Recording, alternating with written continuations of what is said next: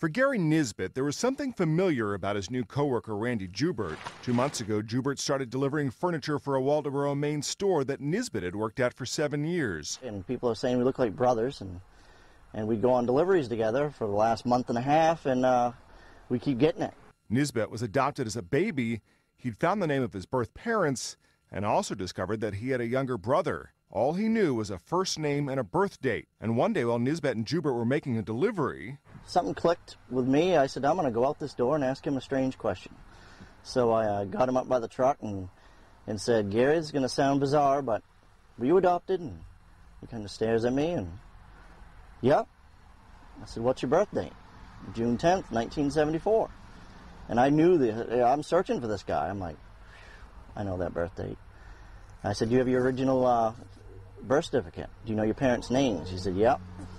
And I said, is it Wilfred and Joan Pomeroy? He just stares at me.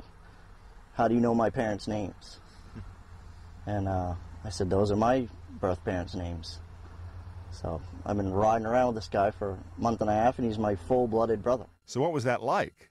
Phenomenal. It turns out that both men were adopted by families in the same county. They went to rival high schools and even lived in the same town the last few years. They kept their discovery a secret for 2 weeks before finally telling their employers. And he said, I would have never found him if you didn't hire me to work here. And I started crying. Then the word got out. And he said, Gary's my brother. And I just started crying, you know. I cried.